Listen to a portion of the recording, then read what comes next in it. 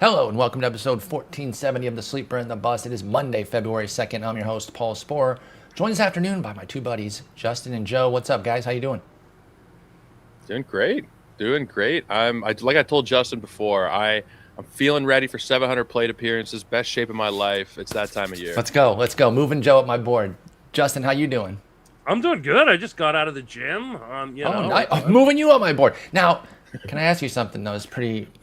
Joe shouldn't be here for this, but with his off-season surgery, how much are you moving Joe down the board? Like, he is best shape of his life, like, after the surgery, but the surgery was in the off-season. I gotta see spring plate appearances. That's kind of where I'm at. Yeah. Yep. Absolutely. Like, there's. I think that makes sense. You can see the videos of me in the gym, right? Like, I'm working out. I'm there, every day.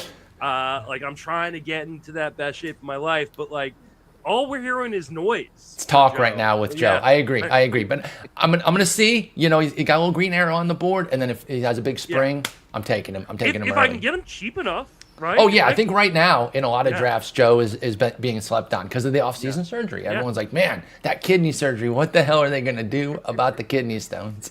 Anyway, I'm glad Joe is healthy and good to go here. We're gonna talk some second base, which is Joe's position. Joe.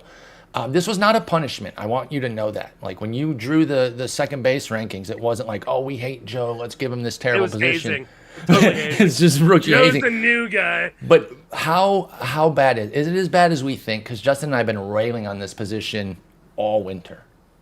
Yeah, and not only do I do it here, but I also write up second base and shortstop in the black book for You have to do Pizza it So twice. At least you get the shortstops to smooth it out because there's a lot of fun to talk about in shortstop.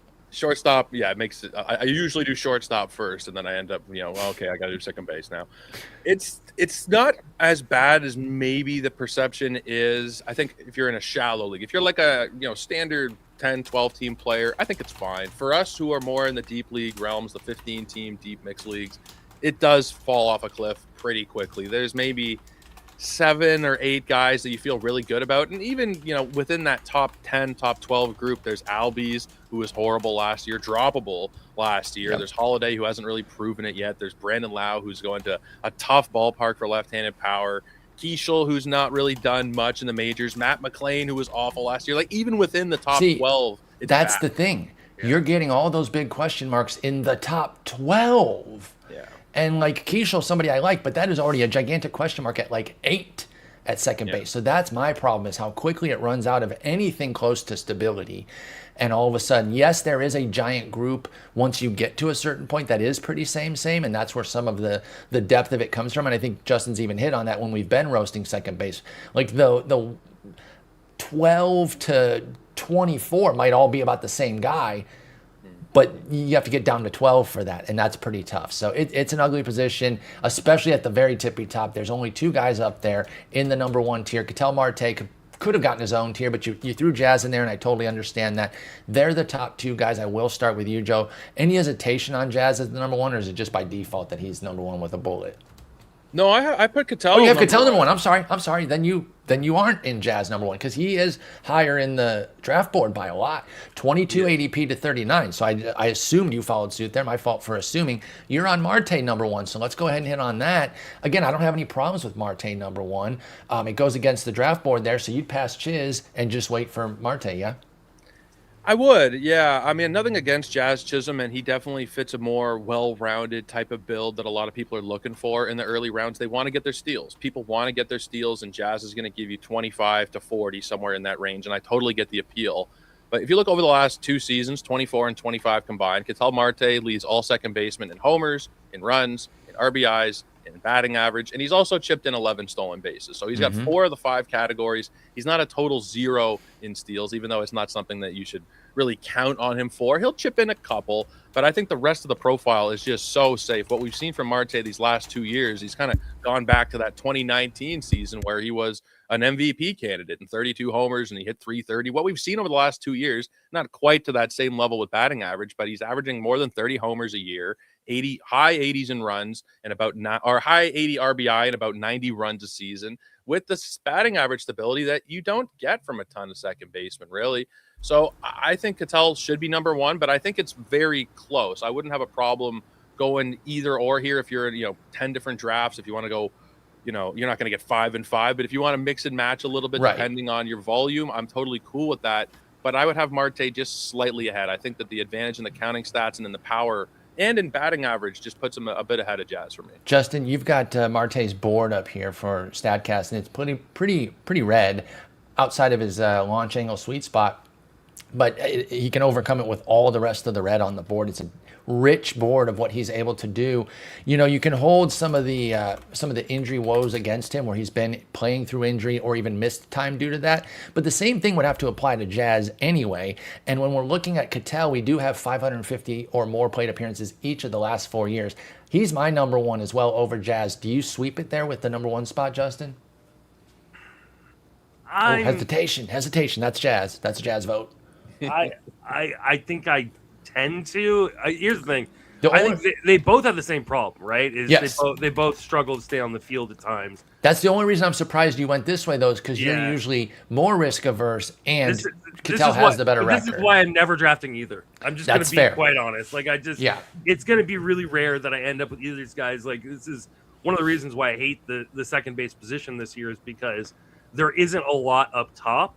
Even their studs have flaws. Yeah, and what is up top, you're like, hey, really? Like, I think I'd rather just wait. But yeah, I think I do have Marte up a little bit, and I do have like this feeling like they could still trade him, right? Like they could still move him at some point, and then if he ends up in a different park, on a different team, like maybe we start seeing some of those stolen bases come back.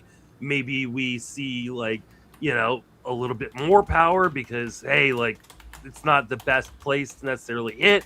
I'm not drafting either guy. It's just never gonna. Neither is that's very expensive. Like if they're not in your first 2 rounds or 3 rounds plan, then totally understand with regards to Jazz and Ketel. Go ahead. If I am like in a shower league and I decide, oh, you know what, I want to take one of these guys at the top, I think I probably lean Chisholm, like 30-30 last year and just 531 plate appearances. Give me the massive upside in Yankee Stadium. Third base too. If you found a second baseman later that you did like, again, I know we've been roasting the position, but if you landed on somebody else that you just love, you throw him over to the hot corner and you're still catching 30-30 over there, or at least a 30-30 potential. We should mention that he did go 30-30 in 531 plate appearances. If he spikes another 6, which he did do in 2024 for Jazz. So we are critiquing his injury track record as a whole, but the last 2 years have been a lot more healthy than the previous seasons. 621 and 531 respectively after back-to-back sub 400s. So there is the case there. And the market, like I said, is well above on Jazz at 22 versus 39 for Ketel. But I'm going to stick with the old reliable switch hitter in Ketel. And I think if I had the pivot there, let's say pick 29, which would be bumping up. That's the thing too, I guess, because I'm looking at this min max, at least in these recent drafts that I'm looking at, and they're kind of far apart to where they're not even really a choice between each other in most of these NFBC drafts at the very least, because Ketel's min doesn't even reach Jazz's max. Yeah, I mean the ADP difference is pretty stark. If we're factoring in the ADP difference, I'm taking Marte every time. But I think I just go Jazz. Like if I'm going to take this risk this early, give me the guy take the guy who's the sky high upside on the best offense in baseball. Man, you might have sold me. I think I might be flipping. I'm sorry, John. I'm abandoning you here. No, I get it. It's close. It's really close. It really is. I will say I'm a little bit surprised about their ADP split because I think it's closer. Yeah, 20-point ADP is kind of ridiculous. That's the part that's got me thrown a little bit, and maybe it's just that too early, or is Ketel too late? Then I think Ketel's a little too late. I understand why Jazz. I think they're both. I think Jazz is too early and Ketel is too late. Like so you would bring Jazz down to the late 20s and Marte up to the early 30s, something like that. Okay, exactly. I'm cool with that. All right, let's go into the next tier here. Turang, Hoerner, and Altuve, a speed tier, especially with Turang and Hoerner. I don't know did Altuve run much last year? I know he's getting old, but I don't know his steals because I didn't have him anywhere. I'm pulling that up. I think he had 20 or so, I think. Only 10 last year, so he's kind of on the cusp here. 18, 14, 22, 10 the last 4 years. So you don't know exactly what you're going to get from a 36-year-old Altuve. But the other two guys are speed intensive. Let's start with Turang, who had the big breakout 2 years ago and backed it up, and now is like a a top pick. Like, he is consistently going in the top 75 picks. In fact, that's his max over the last 20 DCs, and that's going from January 10th to the 31st. That gives me 20 DCs to look at, and Turang is pick 68. Justin, is Turang somebody who fits your plan? Is that why you're okay passing Jazz and Marte? You maybe get a Turang, or are you just going even way further on second base? Yeah, I think if I'm not gonna wait a while, I think 2 of the 3 guys in this tier and 1 guy at the top of the next tier are the ones that I'm gonna be targeting. Right? It's Turang, it's Nico Hoerner, it's Maikel Garcia, but they also fit certain builds. So it really depends on what I start with. Like, do I start with like a Vlad Jr., right? Like, do I start with, a bunch of power up top where, like, hey, I kind of need this speed, and these guys kind of offset the lack of speed maybe I started my draft with. If I start, Vlad and then a pitcher, yeah, I'm targeting a guy like Turang or a guy like Nico Hoerner in these kind of rounds. But if I started with a Corbin Carroll, if I started with, an Ellie De La Cruz, I probably just skip over and I keep just waiting until closer to the end. Yeah, I think that's understandable. I can understand why you would make that pivot and kind of go that route with it. I think when I'm looking at Turang, I need to be a little bit more in on him. I kind of glossed over him last year as a bit of a fluke, if I'm just being honest. I didn't really see it. And what really surprised me, I guess I was right about the speed being a fluke, because he did go from 50 to 24, but he counterbalanced it with a huge average and power spike, Joe. Turang went from 7 to 18 on the homers and only 40 more plate appearances, so it wasn't a volume increase. It was basically the same amount of playing time. He goes from 7 to 18 in the homers, and then, like I said, 50 to 24 in the speed. So we have 2 very different years from Bryce Turang now as a top 70, 75 pick. What are we getting in year 3? Is it the easy smush them together and average it? Or do you think he's more of this little bit of punch, decent speed versus the more rabbit profile of 2024 for Turang? I think we probably can expect, I would lean more towards him reverting closer to 2024. I don't know that he's going to be an 18 home run guy perennially, but he made some great gains last year. The barrel rate going from 2.5% to 8%. Hard hit from 29 to 47. Like, he definitely improved as a hitter. He shaved some of the ground balls off.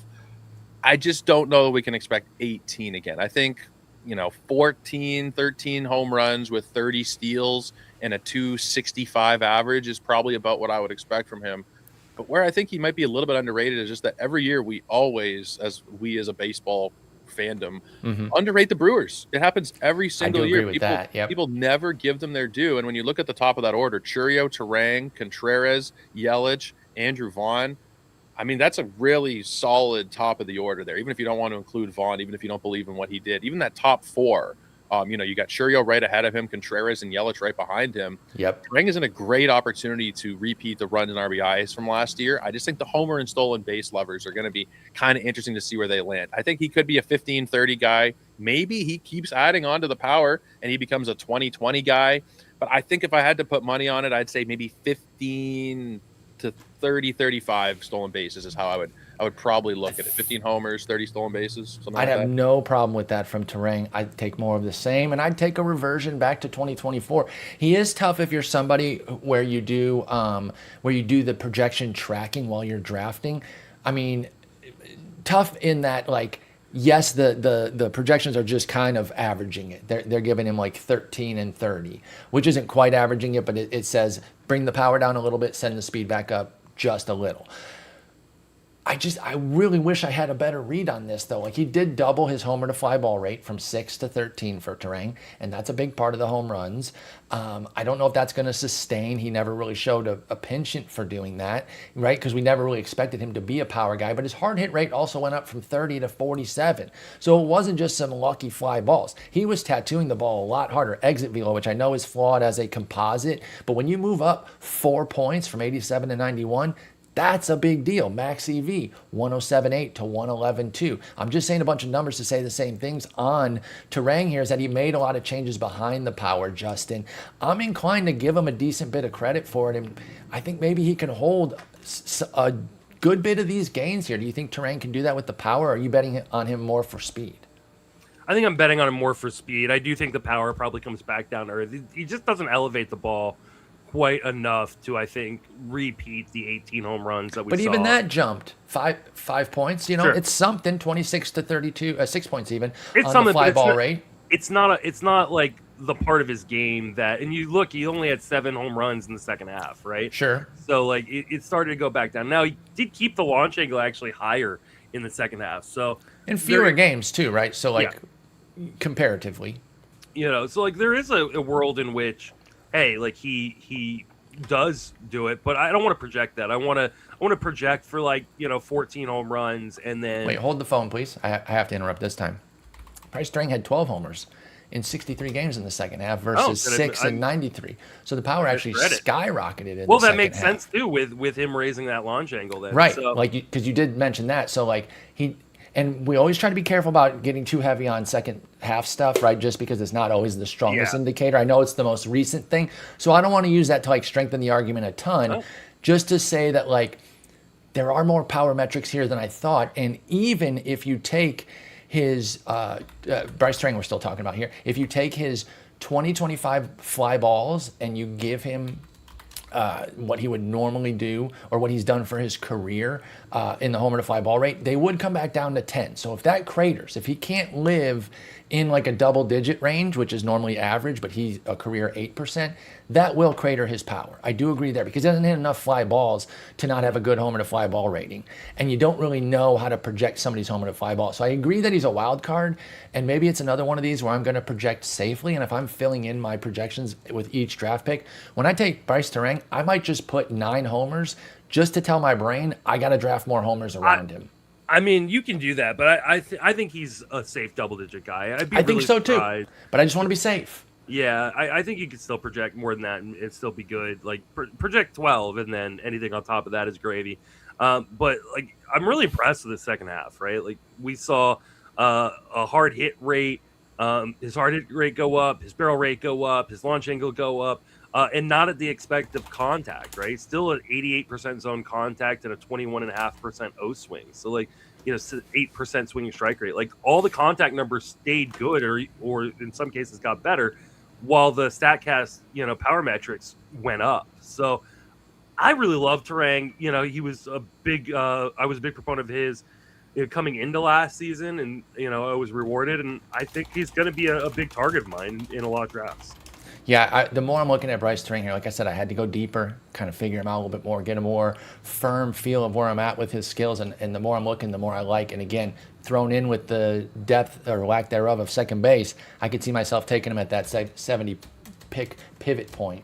All right, let's keep moving here within this tier. Nico Hoerner, somebody I mentioned, who Bryce Turang basically was in 2024, right? 7 homers, 50 steals, 254 average. The average a little light for a perfect Nico Hoerner comparison. But that's what Turang did 2 years ago, so I thought he was just another Nico until his power surge. Now, I don't have a power surge coming for Nico anywhere. I think he's more of his same, which is high single digits, and one time he hit 10, so I guess he could hit 10 again. But high single digit homers, a boatload of steals, and batting average. Now, the key is that I don't think he's a pure rabbit, because normally I shy away from these guys because he does bring you 85 plus runs with some pretty good consistency the last 3 years, 98, 86, 85. And I think being on a good Cubs team, another 90 plus is in the ballpark here. So I need to figure out my power and ribbies with somebody like Nico Hoerner, but I think everything else is there. Do you see him as a true 3 category guy, Joe?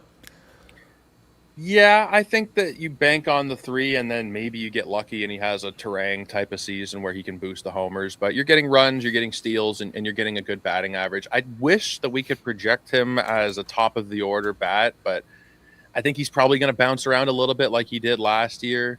He was 17 games in the leadoff spot, 11 batting second, 13 batting fifth, 52 batting sixth. He might just bounce around a little bit, but it's a really good order to be bouncing around in, right? Wherever he is, as long as he's not hitting 9th, because I know there was some talk that maybe he's at the bottom of the order or something like that. But I think he'll probably be. They got worse guys for that. Half.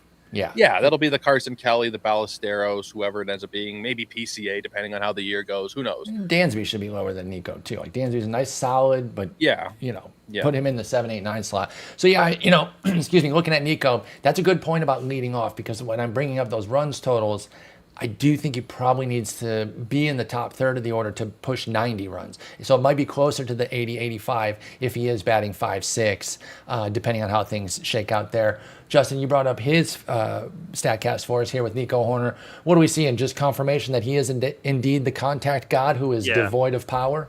Yeah, I mean that's who he is. Like this is who he is. We're talking, single digit home runs, and 30 stolen bases with a really good batting average. If he walked more, I could see him up, towards the top of the lineup. But especially with the addition of Bregman, I just don't see a world in which he's gonna be occupying the top 2 spots all year long. He'll get up there at times. Sure, he'll have games there. I agree, but I don't think he'll be up there. So bring the runs total down a little bit in your projections. Yeah. So, but other than that, like he's a very, very solid, guy who can get you stolen bases. If you need stolen bases because of your draft construct, at that point in the draft, then he makes a lot of sense. Totally agree. Really like what Nico Hoerner can bring to the table. You know what you're getting. Plan around it. Get your power.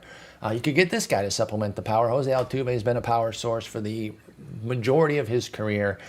Big things come in small packages. He's been ripping 20 plus for a very long time. Even has a few 30 bombs. 26 last year with the 10 steals that we mentioned earlier. That was more than halving of what he did in 2024 with 22. So I don't know where we're at on the steals component, Justin. I'm going to stay with you here for Altuve. And that is a big wild card for a 36-year-old, right? Because the second something in his lower half is bothering him, I think it's a automatic self-imposed red light. Altuve is not going to put himself in harm's way if it's going to cost him the ability to play another 600 plate appearances, something he's done many, many times throughout his career. So I think you should hew pretty close to that 10. You can maybe bump it up a little bit, like the 14 we saw in 2023, but I don't think you should project 20 again for Altuve. I think you can with the homers, but not the steals, and then the average, put it somewhere in between the last couple of years, which I would say is like a 275. Where do you come out with Altuve, Justin? Altuve just takes advantage of the park. Like yes, he just pull. Yeah, he just pulls and puts it in the air and hopes that it goes over the fence. I worry about that because you start looking at, the barrel rate is, 6.2%. Hard hit rate is 31%. Average exit velocity is 85 miles an hour.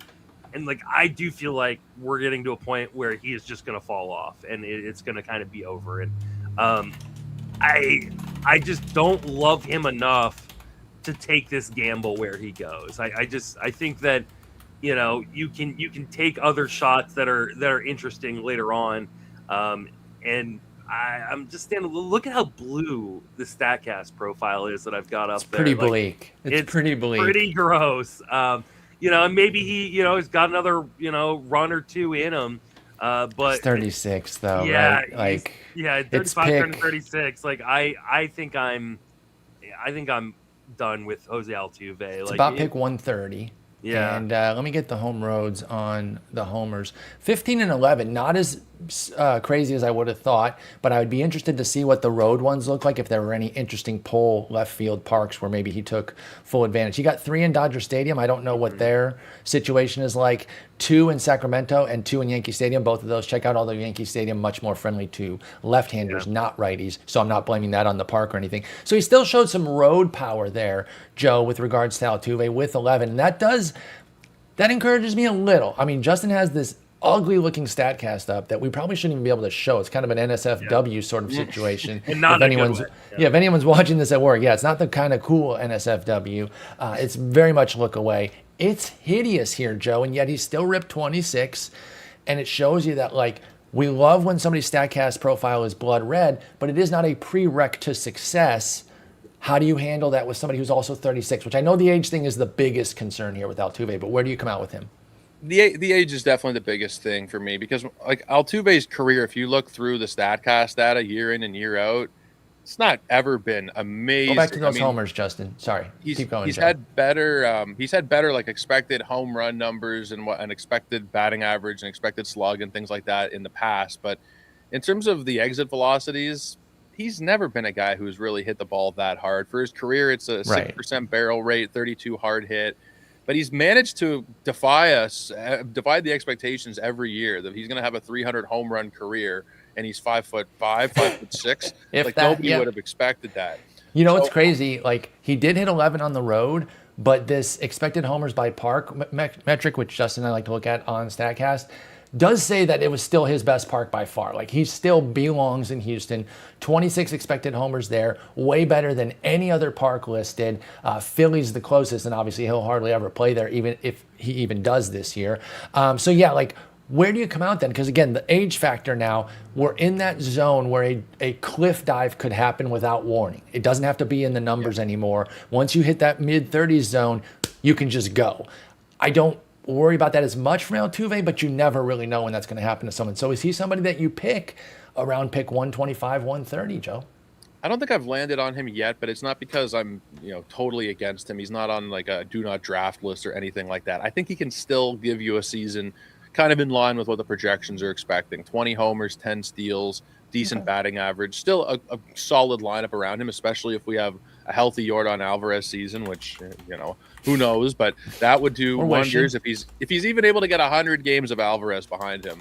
It should be able to do some wonders for him. But he's a guy where I can't really back away from him until he gives me a reason not to draft him. I do understand that. Not that he's a big target, but until he really has a fall off a cliff type of season, like Marcus Semien had last year, I think that Altuve is still kind of worth it, especially because you're not usually getting him around pick 130, and he doesn't usually come with outfield eligibility either. So these are new things. I was going to point that out. While we are hampering on how bad second base is, he does come with the outfield. So there is flexibility there. And even if you're going to use him at the lesser position more often than not, it's always nice to have the extra there. And he and Ceddanne Rafaela give you that extra outfield eligibility at second base with Altuve. And you're right, the track record is so rich that he is a little bit of a safety valve. He has a pretty wide split, 108 to 144 during this 20 draft range that I'm looking at for Altuve. And at the latter end of it, in those 140s, that's where Holliday and Keisha are going. They have risk on the other side, right? The young, unproven. But I think that bucket of risk between Altuve, Holliday, and Keisha, I'm not just going to go the young guy because they're young and unknown. I can see myself taking Altuve in that trio sometimes. Yeah, absolutely. All right, let's move on to tier 3. Justin, we talked a little bit about Maikel Garcia at short. I don't remember how much, but we're not really going to talk about him here because he has only 11-game eligibility, and he's primary third base. That's where he's going to qualify in most leagues. So let's start in on Jordan Westburg. How much eligibility does he have at second base? Let me check that. Is he a dual eligible, like legit? Do we know offhand? He's dual eligible for shallow league. 17. Okay, so let's talk about him here at second base. That will qualify 10-gamer at a few different outlets here. Jordan Westburg, Justin and I had we started very much on the same page. We were very much against him. We didn't really see the vision with, he was like projected to be batting third, I think, when we talked about him. We're like, why is Jordan Westburg up here? And then a listener made a very spirited case for Jordan Westburg that I was compelled by. I was moved by that. I'm like, yeah, this guy does have some juice. And I don't fully regret drafting. He only played 85 games, so it didn't work from that dollars to draft pick standpoint. But the talent was fine, and it did match what I believe the listener's name, I think it was Jordan. Pardon me if I got that wrong, but I do appreciate you making the case there on Westburg. Maybe I'm just saying that because it's his name, the player's name. But either way, I'm going to buy back in here. I still think I was moved by having him last year and kind of seeing him throughout the entire year. I am in on Jordan Westburg. I think he is a dude. And yes, his draft pick did not go down that much. He's still just right around that Keisha, Altuve, who was the other? Jackson Holliday zone I was mentioning. I'll take him. Justin, have you moved at all on Westburg? Is this discount worth? It's not that much of a discount. Is it anything worth jumping in now for you? Not really. I mean, here's the thing. Like, he definitely showed some things, and you look at the underlying power metrics, and you go, okay, I see something. It's a 11% barrel rate, almost a 112 max EV, over a 90 average exit velocity. Those are all good numbers. 43.4% hard hit percentage. Okay, I'll take that. Then you look at the underlying Jonathan was his name. Sorry. You look at the underlying contact skills, and they really took a dive. Now the problem is, I don't know what to make of Jordan Westburg because he can't stay on the field, which was one of your issues last year too. Credit to you that was one of your main stay away reasons. And so, like, this screams to me like a weird profile where we don't really know what Jordan Westburg is yet, and you add that into the fact that he hasn't been able to stay healthy, and I would rather just pass. I see a world where Jordan Westburg puts it all together and is like a, high 20s, low 30s homer dude with like a 265 batting average on what should be a pretty decent team in Baltimore. And then I see a world where he's either injured way too much or the underlying contact skills don't improve back to what we saw in 23 and 24. And the batting average plummets. And so he's not even a guy who pulls the ball. Like, he got 18 home runs and he put most of his balls in center field. Which is rarely where you ever want to go in a park, right? And like, I don't know that I love Westburg for where he's going. I think part of the issue and one of the reasons why he goes kind of where he does is because third base is just as bad as second base. But because I was going to say, I was surprised that there wasn't a bigger rebate. Mm-hmm. And again, in case you didn't hear me when I shouted over Justin, Jonathan was the name of the user who made the spirited case for Mr. Jordan Westburg. But yeah, I was definitely thinking I was going to catch more of a rebate on him into like the 150s, which would have been an easy buyback for me at that point. Then he's going after like Eugenio and Noelvi Marte, and that is still around where his max is. But I actually undersold his ADP. It's closer to Altuve's primary ADP at 126, whereas his max is in those 140s range. I don't know, Joe. Justin's got me a little bit nervous again. Jonathan, you're gonna have to write a new post on Jordan Westburg. Maybe I should be worried. I think, again, I'm gonna harp on it again. My main concern is that the discount wasn't enough. I think he might be a little bit too expensive, but I still think the talent is there. And I agree with Justin that we don't have a full picture of who he is yet. And if he just broke out as a stud, I'd be 0% surprised. And if he had another dud 62 game season or some crap, I also wouldn't be surprised. You got Westburg here in tier 3. What do you think about him for 2026? It's really just the injury concerns. You guys have already laid out a pretty good case here. We just don't know what the baseline production is over the course of a whole season. I think if he stays healthy and he's hitting second ahead of Gunnar and ahead of Alonso and Rutschman, things are going to look pretty good for him. But we've also got a bunch of injuries over the last couple of years, ankles and hamstrings and hand injuries and hip injuries. And I don't know how healthy he is necessarily. I think we just assume over the course of an off season, everybody gets healthy. I think that's kind of where our brain. We do assume that, yeah. I think we falsely assume that sometimes, that everything magically heals because you sit on your couch for a few months.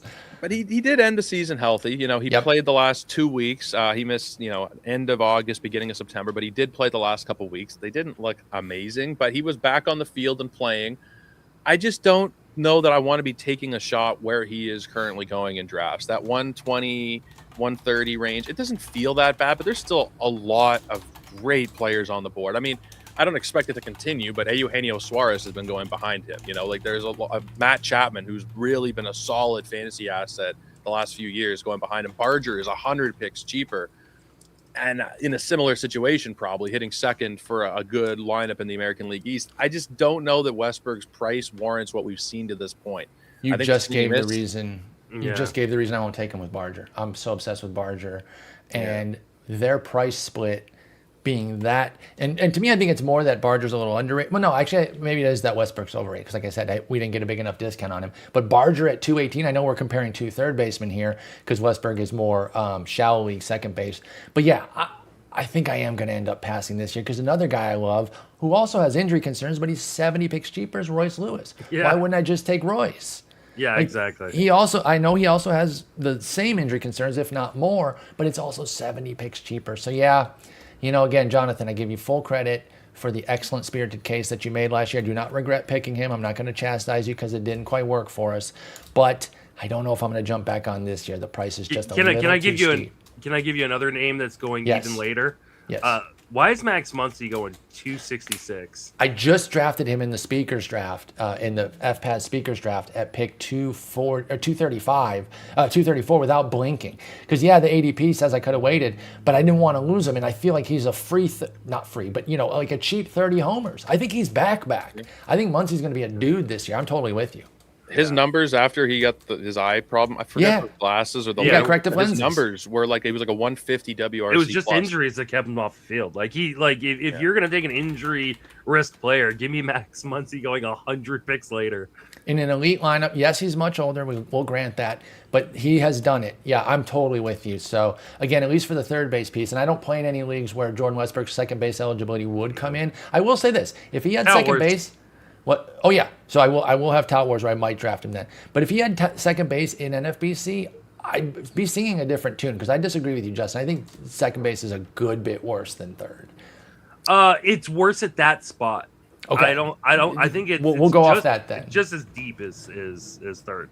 That's fair. But I think at that point I could go for Westburg if he was a 125 pick second baseman, but not having that in NFBC pushes me off. All right, let's talk about a guy who's had a lot of love on this show over the years. It is waning from a fantasy perspective, but I know at least for me, I won't speak for Justin, I still love watching Ozzie Albies play baseball. And I'm still rooting for him all the time. I just don't gush over his fantasy abilities as much as I used to back in the day. And he's definitely come down to kind of a more ho-hum sort of guy. Back to 157 games last year, Joe, after 99 the year before, but a pretty blah, 16, 14, 240. And I gotta say, the contract doesn't look as crazy anymore, right? Like, it's still too low, and I still think, listen, I try not to hang up on these too much because he got generational money for his family, and that's awesome. I think there was more there, even for a team-friendly deal. But now when you look at it, like, this is why he didn't get like 120 million. It seems like they knew that maybe they didn't have the next great second baseman on their team here, and the price is a lot more fair than we originally thought. 29 now, Joe, coming off of a pretty bum season last year, and then the injured and still pretty mediocre season in 2024. Where do we go from here with Ozzie Albies? Yeah, we've reached the point. It took us all the way to players 7 and 8 with Westburg and Albies, where we're already kind of wavering in our confidence, which is not a not great good at all for second base. It's really bad, and I mean, we're projecting him to hit below Mike fucking Yastrzemski right now, so things are not great for Ozzie Albies. But I think, what's the old Chandler line? Once you've shown the skill, you own that skill. Yep. He has 230 home run seasons. He scored 100 runs 4 times or 3 times with a 96 as well. 200 RBI seasons. He's hit 295, and he is still not even 30 years old. So I can't be fully out. I think Albies, can hit his way back to the top of the lineup pretty easily. And this, again, I've mentioned this a few times this offseason that we've been doing this for a couple of years now, but the Braves should bounce back this year with Acuna, with what Olsen did last year, a whole season of Profar, a whole season of Baldwin. Hopefully Riley's able to, bounce back to his former heights. I think that the Braves should be a top 5 offense in baseball. They should. Theoretically, they should be. And I think that Albies, being priced where he is, it makes sense to take a shot on him. The most recent ADP, which is 187. I got 187 in these last 20 drafts. So if it's even lower than that. Yeah, I think he was going a little bit earlier in draft season. But if you're getting close to pick 200, I mean, look, I know we're predominantly NFBC guys, but for a lot of people out there, they're like trying to figure out their Yahoo draft. If you're getting Albies at pick 200, you don't even have to worry about the position. And there's a good chance you're getting a 20 and 10 guy who can score 100 runs or drive in 100 runs, whose worst case scenario batting average was 240. So I think there's still a ton of upside here for Albies. As much as he makes me nervous, there's a shot that he's the number 1 second baseman again this year. And if that happens, none of us should be, completely gobsmacked by that. Yeah, he has the fantasy skills to do it. Go ahead, Justin. The only reason we consider him potentially in the conversation for the number 1 second baseman is because second base is so terrible. Still, he could still climb the mountain, though. I the totally small mountain. See it. Like, Jazz Chisholm gets hurt and plays 45 games, and Ketel Marte gets hurt and plays 65 games. Yeah. Albies is number 1. By process of elimination, it's Ozzie Albies. It has very little to do with Ozzie Albies at this point. Ozzie Albies is that ex-girlfriend that you still pine about. But you know what? She treated you kind of terrible while you were with her. Oh, no. There were some great moments. There absolutely were. But, like, let's look at Ozzie Albies for who he is at this point. And he's a guy who does not hit the ball particularly hard anymore. He's never really hit the ball that hard. He's been Altuve-esque in that, fire hydrant, packs a small punch. Jose Ramirez make the most of the hard balls that they do hit type of. But he's never had like the elite contact skills that I mean, I guess in 2023 he did, but like, and good strikeout. Like he always has good strikeout rates, but his actual Yeah. contact profile isn't as good as those rates might immediately indicate. and like Joe said, like there is a world in which, like, you know, he just gets back to being the guy that he was at one point. I just have a really hard time believing it. The most attractive part about Ozzie Albies is the price. I mean, he is going at a point at 185 in Draft Champions since the beginning of the year, where it's like, okay, if I'm wrong, I didn't blow a high draft pick, and I would much rather take Ozzie Albies than take a guy like Jordan Westburg going 60 picks earlier. So like I get that, but again, second base isn't good, but it is kind of deep, and like, is there that much difference between Albies and some guys going behind him? Names. Gleyber Torres. Yes, Torres ain't running. Yeah, I guess that's okay. That's so. fair. I'll take my double-digit steals there. Marcus Semien. Like, I'm not going to push back on that. I'm going to buy back Semien at 250. Like that's enough of a discount. I mean, for another me. guy who doesn't run, but our boy Right. Keith is like, Keith. going so late right now. He's off the board basically. Damn. He's picked 308 right now. Lennon Sosa going 310.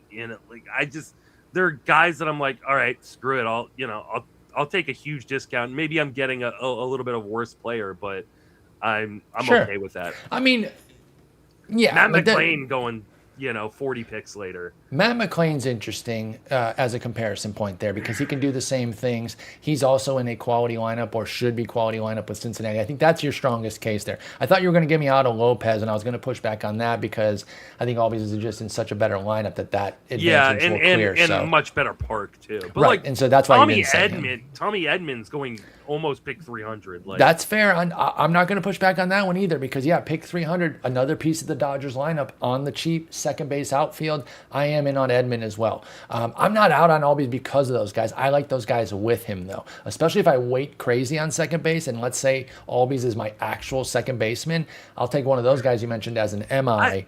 And try I got to no do problem that. if you want to take a throw on Albies because the price is so affordable. I mean, this Yeah. is a guy who we were taking in his first 3 rounds of fantasy drafts not that long ago. Right. So, He's 3 years ago was 33-13, excuse me. Yeah. 33 homers, 13 steals with a 280. That was 2023, folks. We're not that far removed. As Joe mentioned, he's on the right side of 30 as well. Go ahead, Joe. And you know what? Just like any good prospect, if you just say the Atlanta Braves are going to be good, maybe one day they will be. Right. They have too much talent not to be. They're too big to fail. Yeah. All right, our last guy here, Jackson Holliday. I know we're running up against time, but we did actually save him to make sure that we were talking about him with Joe. He's got his big believers in the draft market, and then he's got his get away from me detractors. But what it has led to is he is the 7th ranked second baseman right now, and I'm kind of here for it. Joe, what about you with Jackson Holliday? Is this the breakout year? I mean, last year was okay. There was some fantasy juice there with 17-17, but an underwhelming slash line and some mediocre skills that went behind it, including his steal rate. But was that the platform year into the breakout, or are we going to take another stair step this year as opposed to the leap? Yeah, when you hear on the surface like 17-17, it's not bad, but when you see that it took 650 plate appearances, Right. it kind of takes some of that shine Jackson off. Holliday had to volume that up out there. But he's 21 as well, Yeah. right? So give a little Yeah. push, give and take there, right? You can point out that it took forever to get there. I can point out that a 21-year-old holding up for 6 months is something as well. We expect the world from these guys immediately because we've had hit rates pretty highly in the last few years of the Right. Julios, the Bobby Witts, the Corbin Carrolls, and we think everybody is going to be a first-round player immediately. But Holliday, even though it's taken 200 games to kind of get his feet wet, I don't think that he is a bad player, even at this version of him. Even if he doesn't improve all that much, 8% barrel rate, 41% hard hit rate is not bad for your second baseman. I think the plate discipline is already not too bad. 85% zone contact, only a 23% O swing. He doesn't swing and miss a ton, only a 10% swinging strike rate. So there's a lot that I like in the profile, but specifically, if he's going to be leading off for the Orioles and he is able to get the 650 plate appearances again with this version of the lineup, another team that really shouldn't disappoint to the extent that they did last year. Alonso's good in offseason town. too. They've had a really good offseason. Another team I hate to see having a good offseason. Right. As a Jays fan, you're not digging that. But I'll take it from a fantasy point of view. They also have a lot of good up-and-coming talent, the Dylan Beavers of the world, the Pasayos. It's a really, really deep lineup. So I think Holliday could be a guy that does fully break out this year, and we kind of see something like, what's the best projection here? Probably Zips. 20 homers, 16 steals, 86 runs. He hits 250. I think that might be it, maybe with a little bit of room for batting average growth, but I don't know that he's going to be a first-round fantasy player. I don't know that that's in the next couple the next couple of years. I don't see him with like a Churio type of ceiling where he's still young, but I could see a 40-40 year. I don't think that he has that type of ceiling in him the next couple of years. But could he be 25 and 25 this season and hit 270? He could. Yeah, he could get there in the next couple of seasons. I'm interested. Him being ranked 7th is kind of an indictment of the position. I was gonna say that exact phrase to a word, that it is an indictment of the position, and that comes back to my main issue, is that again, not as much of a discount as I kind of wanted, but I kind of got over that. At first I was like, dang, I wanted him to be like 170. I'm not gonna quibble over 2 rounds. I think I'm gonna be open to taking Holliday here at 144. He's not always in my plans, but I could take, I think even again, a stair step versus a leap. If he's, like you said, 250, 20-something, or even if the speed doesn't come, because he was 17 for 28. So I don't want to assume that he can add a bunch of steals because he wasn't very sharp on the bases. But let's say that even comes down and he goes 22 homers, 14 steals, but 260 average with good runs and ribbies because he's part of a good lineup for Jackson Holliday. I'm all over that at pick 140. I understand that he's boosted because the position sucks, but I'm kind of here on the buyback. It's cheap enough for where we're usually paying for these prospects these days that I'm willing to jump in. Justin, I know you have some hesitation on Jackson Holliday. Do you want to illuminate that along with your visual aid here of his StatCast profile? I got to move quick because I got to, unfortunately. Yeah, this is our last guy. But I was watching PitchCon a little bit, and Scott Chu and I think it was Brett Ford were talking about Holliday, and Brett brought up the fact that he made drastic improvements against breaking stuff in the second half. And while it doesn't show in the overall numbers necessarily, I think that's in part due to having a 253 BABIP in the second half. And so like he had a drastic improvement in the strikeout rate. He had a drastic improvement in the zone contact and the O swing. I think there are some things to be kind of intrigued by with Jackson Holliday, especially because he's so young. But I do agree with Joe's assessment. Like, this is not a guy who's going to be a first-round fantasy player. And so if you're taking him with the idea that, he was the, top pick, he was, top prospect in baseball for a while, he's going to be a superstar. I think he has the potential to be a star, but not a superstar. And we have to remember he is still super, super young. That's the thing. He's a baby. 22 next year for Holliday. I'm a little bit higher on him after, watching PitchCon and, back it up that with my own research into what Brett was talking about. But I'm still not sold on him being like, this guy's going to take a massive leap. I think he could take a good leap and make him, a 2020 type guy, which is valuable, especially at second base. I think we're all comfortable with Jackson Holliday around ADP at pick 144. We don't want to go to his min, which is closer to 115, 120, and we'll cut it there with our first half of second base. Joe will join us again on Thursday to talk the rest of second base. Gentlemen, have a good rest of your week, and we'll talk in a few days. Take it easy, guys.